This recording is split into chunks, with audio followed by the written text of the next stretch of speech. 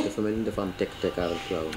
non amul tekk-tekkaaral li ñaa ngi waxtaan ci seen biir c'est-à-dire on fait le travail de fourmi c'est-à-dire waxtaanu quartier yi ñu ngi koy def parce que man xam nga ni dama am un mouvement bu nga ñuy wax les Amazones de Tivaouane te Amazones yi mooy les jeunes filles xam nga temps yii ñu ngi réunir ci ñoom dañuy def ay tours de quartier donc ñoom ñi ngi liggéey di jël les thèmes par exemple keroog tour bi ñu mujjee def ñu ngi ko def ko thème CMU expliquer pourquoi CMU njëriñu CMU lu tax ñëpp war ci dem def CMU parce que CMU c'est un programme bu nga xam ne bu important bu xam ñëpp dañ ci war a dugg ndax boo ci duggee bu ko defee njaboot jaaxle day jeex parce que boo feebaree CMU bi dina la may nga mën a faju donc toujours ñi ngi def ay réunion di def ay thèmes ñu lancé bëgg def beneen affaire bi aussi les Linguères bi nga xam ne aussi quartier yëpp dañ koy installé di def ay tours roulants des tours yoo xam day rouler entre les quartiers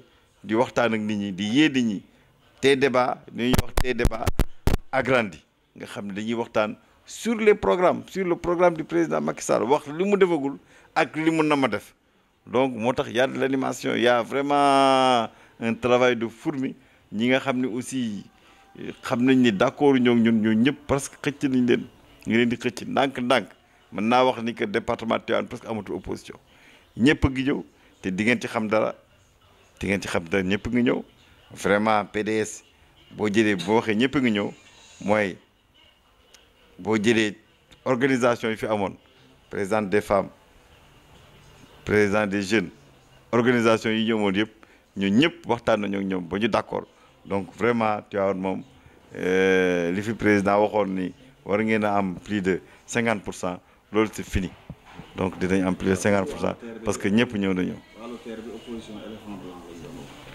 ah léegi de xanaa ku dem fële di ñuy weddi gis bokku ci ku dem gaar ba di nga xam ni éléphant blanc amu fa parce que buñ ku tegagul 600 mètres de rail wax ni que joxe date ni te 14 janvier 2010 dinaa pare ñu commencé def pré-exploitation bi kooku moom ñëpp war nañ ci d'accord ni que éléphant blanc amu ci parce que vraiment président Macky Sall ni muy liggéeyee ak ñeneen ñi di ñu doon liggéeyee bokkul parce que bi mu fi ñëwee ba léegi li mu fi fekkoon de 1960 à léegi bi jël pouvoir 52 ans la ñun en 6 ans li ñu fi fekkoon secteur bu nekk secteur yu bari multiplier ko nañ ko par 4 moo tax mën naa ko président multiplicateur par 4 boo jëlee croissance bi ñu ko fekk 1.7 yóbbu ko 6.8 multiplié par 4 boo jëlee chambre université yi nga xam ne mooy gérer le volet social ñu ngi ko fekk 8000 yóbbu ko 32000 multiplié par 4 boo jëlee électricité bi le parc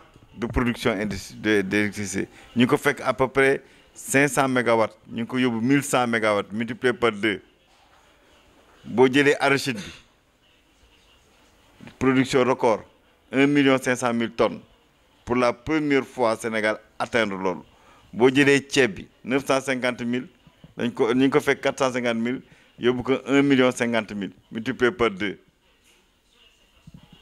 boo jëlee machines yi nag machines yi nga xam ne moom lañ yóbbu ci village yi pour wàññi coono nit ñi di ñuy liggéeyee loolu moom mën nañu wax multiplié par 1000 parce que loolu moom président Macky Sall moom vraiment ku waxal yàlla rek ku waxal vraiment dëgg rek xam ni PUDC rattrapé na lu bari rattrapé na tali yi amul woon ci kaw gi rattrapé na dëkk yu ndaw yi amul woon ndox rattrapé dëkk yu ndaw yi amul woon courant ak dëkk yi nga xam ni nit ñi buñ doon liggéey bi day métti mu indi leen ay machine ay machines de transformation des céréales ba pare mu def nag un programme social bu important ñu koy wax CMU couverture maladie universelle bourse familiale la solidarité intergénérationnelle moo tax toujours ma naan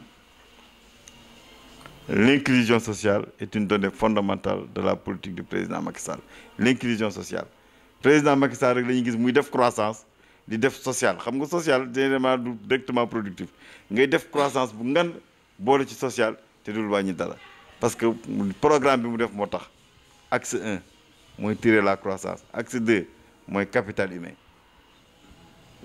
capital humain c'est ça Sonko moom ñun tontu nañ ko parce que problème bi mooy yenn saa yi quand même opposition dama wax ni que ñun ñëpp ñoo bokk Sénégal boo gisee kenn kuy liggéey def lu baax da ngay apprécier nga ni def lu baax loo programme boobu boo ko bëgg boo ko waree yokk nga ni bu ñu ko defee woon nii dina baax mais Sonko li mu wax moom mën naa wax ni dara du ci dëgg parce que dañuy lancer un appel d'offre en bonne et due forme attribuer ko boo xasee lancer appel d'offre mënatoo wax affaire prix.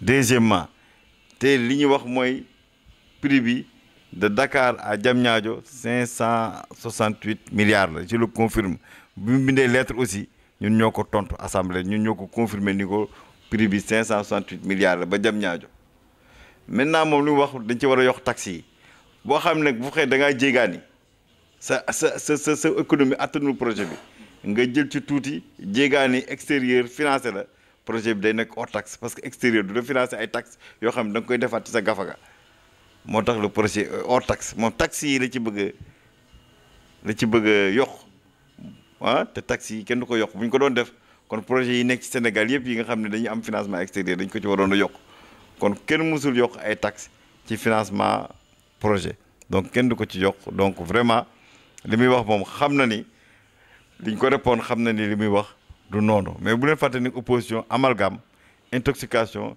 désinformation wax dara loo xam ni bi nga nekkee ci gouvernement bi li nga waxoon ba nga ci génnee wax leneen wala bi nga ànd ak gouvernement bi lii nga waxoon ba nga génnee wax leneen man de loolu laa jàpp ni loolu ci loolu lañ nekk. lan mooy ëllëgu DBF léegi. DBF moom vraiment ci visitu président Macron ak vraiment visitu Banque mondiale bi passé am nañ ci ay résultats yu appréciables parce que président Macky Sall négocié na ba nga xam ni que vraiment dinañ am réparation bu gaaw bëgg nañu fi mu nekk nii balaa vraiment fin d'année ñu commencé def réhabilitation c'est-à-dire réhabiliter vraiment Dakar ba ma ko réhabiliter raay bi jënd ay locomotive jox leen ñu dawal ba pare assurer salaire yi de manière vraiment du am benn problème donc vraiment am nañ ci ay résultats yu appréciables ci visite bi vraiment di ngeen gis ni Dakar ba ma ko prévoir dinañ ko soqali ba nga xam ne li mu daan def bu yàgg di am ay recettes di dox nekk une entreprise performante da nekkaat une entreprise performante di nuyu vraiment les partenaires sociaux mooy syndicats yi waxtaan nañoo ñoom d'accord nañu léegi d'accord nañ ci lépp te ñun liñ ci wax yëpp nañ ko respecté ñoom it ñu liggéey bu baax a baax ndax Dakar ba ma ko ferroviaire seen Dakar ba ma ko ferroviaire la seen Dakar ba ma ko ferroviaire la ñu ngi leen di massawu mais vraiment fi mu ne nii am nañu financement bu dëgër bi nga xam ne léegi dañ koy réhabiliter bu baax jëndalee locomotive ñu dawal en attendant ñuy def nag projet bu ngand bi bu nga xam ni mooy def du rail standard parce que rail bi 1886 la fi nekkoon ba léegi bu jógee Ndar ñëw Dakar bi jógee Dakar dem Bamako 1924 dañ ko réceptionné woon donc vraiment partie bi ci yu bari bi ci gën a gari 1922 dañ ko def donc bëgg nañu fii ak 1922 fii ak fekk 2022 4 ans moo ci des bëgg nañu 4 ans yi bu jeexee ñu am raay bu beesaat tak boo xam ne na mën a dawal laat plus de 100 ans mu def centenaire Dakar Bamako buñ koy féete dina fekk ñu am raay bu bees tàq ak locomotive yu bees tàq bu ko defee raay bi li mu daan def li mu daan attan di ko def parce que 400 camions ñooy ñëw fii par jour di yàq suñu tali di indi ay accident di indi yàq environnement bi ba pare indi vraiment fraude yi bari ci donc 400 camions yëpp dañ leen dindi ci tali bi yóbbu leen ci raay bi donc vraiment mu doon projet bu mag a mag boo xam ni que vraiment dinañ ko relancer bu baax. On va parler un peu de politique. Ça ne bouge pas à Benno et à l'APR. Est-ce qu'une léthargie? Non, comme vous le savez, le président de la République a envoyé quand même des commissions. Des commissions, il a envoyé des mandataires là pour parler quand même à la coalition Benno Bokk Yakaar pour les remercier parce que quand même nous venons de gagner des élections en prouvant vraiment les élections législatives, nous venons de les gagner largement. Donc actuellement, c'est une activité, ça, l'animation. La politique, c'est de l'animation, c'est une activité politique. Il ne faut pas dire qu'on ne soit pas en train de travailler. Nous sommes en train de travailler timidement, chacun de son côté. Et maintenant, on va quand même fédérer tout ça. Mais en fait, chaque jour, on est en train de se réunir, nous sommes en train de parler aux gens pour les amener et pour les convaincre à comprendre le programme du président de la République, qui est le seul programme qui a des perspectives pour le Sénégal. C'est simplement ça. Donc, mais il n'y a pas de problème. Moi-même, j'ai vu des Mirkilan où le président m'avait envoyé, comme ça, pour féliciter les gens, remercier quand même toute la population, toute la coalition Benno Bokk Yakaar, qui a bien voulu quand même renouveler la confiance au président de la République, le président Macky Sall. Vous avez en charge le projet du TER. Ouais. Certains opposants ont toujours parlé d'éléphant blanc. Est-ce que la visite de Macron constitue en fait une réponse? Non, ce n'est même pas la visite de Macron, mais il faut que les gens regardent, parce qu'on ne peut plus parler d'éléphant blanc. Comme nous avons attribué les marchés, les gens sont en train de travailler. Vous avez vu, au niveau de la fondation, au niveau de la pose des rails, il y a à peu près 600 mètres de rails qui sont déjà posés. Vous avez vu, donc on ne peut plus parler d'éléphant blanc parce que le marché est attribué, le marché est financé. Parce que c'est un financement des partenaires extérieurs qui accompagnent l'État. Donc, non, pas de problème. Et les entreprises sont à pied d'œuvre quand même pour délivrer ce projet extrêmement important le 14 janvier, le lundi 14 janvier 2019. C'est un projet important parce que c'est un projet qui va améliorer la mobilité urbaine entre Dakar et sa banlieue d'abord. Ça, c'est la première rationalité. La deuxième rationalité, c'est entre Dakar et Diamniadio. La troisième rationalité, c'est Dakar, AIBD, Aéroport international Blaise Diagne. Parce que les gens, ce projet-là, c'est extrêmement important. Parce que le président de la République, il a diagnostiqué. Tout ce qu'il fait, il diagnostique. C'est sur la base d'un diagnostic que le président de la République a imaginé quand même un transport rapide pour améliorer quand même la mobilité et les conditions de vie des populations. Parce qu'il faut voir, Dakar, c'est 0,3% de la population, de la superficie du Sénégal. Dakar, c'est un quart de la population, 25%. Dakar, c'est à peu près 40 000 immatriculations par année. Donc, Dakar est encombré. Les gens étouffent à Dakar. Donc, nous avons un problème structurel énorme. Le président a imaginé une solution. La première solution, c'est de créer d'autres pôles urbains, transférer les gens, transférer les activités. C'est pourquoi nous avons créé le pôle urbain de Diamniadio, après le pôle urbain de Lac-Rose, après le pôle urbain de Dago-Khalpa autour de l'aéroport. Donc, comme nous avons créé de nouveaux pôles urbains, il faut imaginer un transport efficace, un transport sécuritaire, un transport fiable, un transport capacitaire pour améliorer quand même la mobilité entre la ville de Dakar et Diamniadio d'abord, parce que Diamniadio, n'oubliez pas qu'il y aura le parc industriel, 10 000 emplois, il y aura le transfert des ministères techniques, 10 000 fonctionnaires, il y a toute l'activité quand même qui sont transférées au niveau de Diamniadio. C'est une nouvelle ville, il faudrait créer un transport capacitaire, un transport efficace, un transport confortable. Parce que nous avons regardé les facteurs de succès de ce transport. C'est la capacité.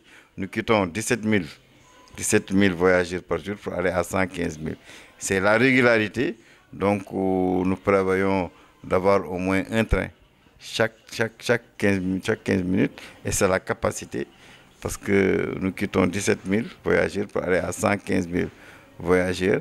Et c'est la fiabilité. Nous avons combiné la vitesse et la précision. Chaque fois qu'on entre en gare, on sait quand est-ce que le train va partir et quand est-ce que le train va arriver. Ça va permettre aux gens de programmer le temps de voyage pour arriver quand même avec une fiabilité extrême au niveau de l'aéroport. Les trains sont déjà acquis parce que le marché de train, c'est un marché qui a donc, avec un certain allotissement. Le lot 1, le lot 2, le lot 3, le lot 4, c'est le lot matériel roulant qui a été attribué à Alstom. Nous avons déjà acquis sur la première phase 15 trains et à terme, nous serons à 22 trains. Quand on parle de trains, c'est des rames de 4 compartiments qui te font à peu près, chaque rame te fait 500 personnes. Donc, un train peut amener en même temps 5 fois 4, 2000 personnes. Voilà, c'est une réponse à l'opposition. Oui, c'est une réponse, on a répondu. Parce que vraiment, maintenant, c'est seulement Sonko, je ne peux pas parler de lui parce que je lui fais la publicité, qui parle de ça, de ce projet. Parce que je lui ai dit, moi, je parle de la rationalité. On ne peut pas parler de prix. Parce que nous avons fait un appel d'offres en bonne et due forme, un appel d'offres international, où les règles de jeu sont respectées. Parce que quand tu fais un appel d'offres international, financement international, pour donner le marché, il faut faire ce qu'on appelle un rapport de non-objection.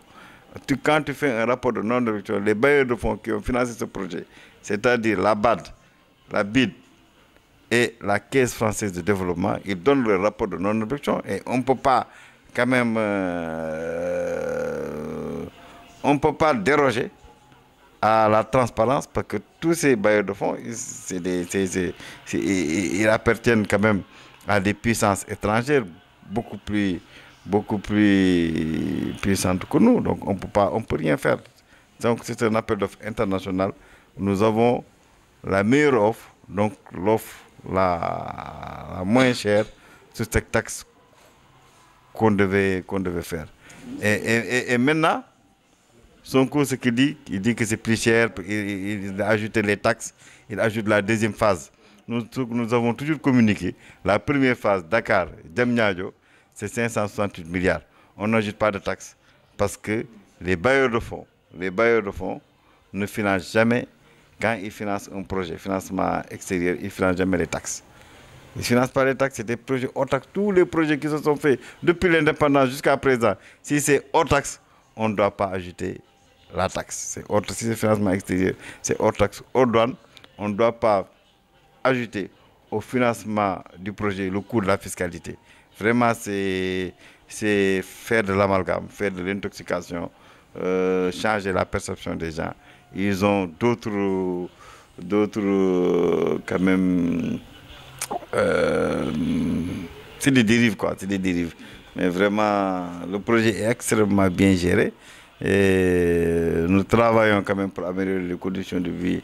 Ce projet, nous travaillons en force et vraiment ce qu'on a vu déjà, ce qui a été déjà réalisé par les entreprises rassure vraiment. Nous avons rassuré les deux présidents, le président Macron et le président Macky Sall. Ils se sont même photographiés devant quand même la maquette du TR. Ça suppose qu'ils ont confiance que le projet sera livré à date.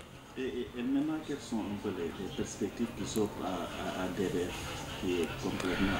Bon, DBF aussi, quand même, le problème a été résolu parce que pendant quand même le voyage du président Macron, les gens ont parlé un peu de DBF et une solution a été trouvée pour faire de la réhabilitation, pour faire un port sec aussi à Tamba, le doter de matériel roulant, réhabiliter la ligne à minima pour permettre aussi un redémarrage des activités en attendant quand même de structurer un projet beaucoup plus important qui fera un standard. Parce que quand même le président de la République, il change de technologie, il saute. Nous avions le métrique qui était là.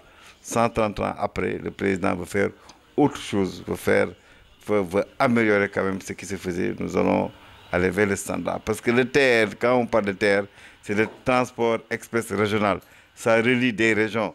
La première phase, c'est Dakar, AIBD, Mbour, Diamniadio, Mbour. Mais la troisième phase, c'est Diamniadio, Thiès et Thiès, Tamba. C'est pourquoi il est extrêmement important. On va réhabiliter pour permettre à la société Dakar Bamako de fonctionner avec des locomotives, avec des rails quand même réhabilités. Mais à terme, nous avons doublé cette voie. On mettra une voie standard jusqu'à Tamba pour pouvoir après faire avec des terres le transport de voyageurs pour aller jusqu'à Tamba.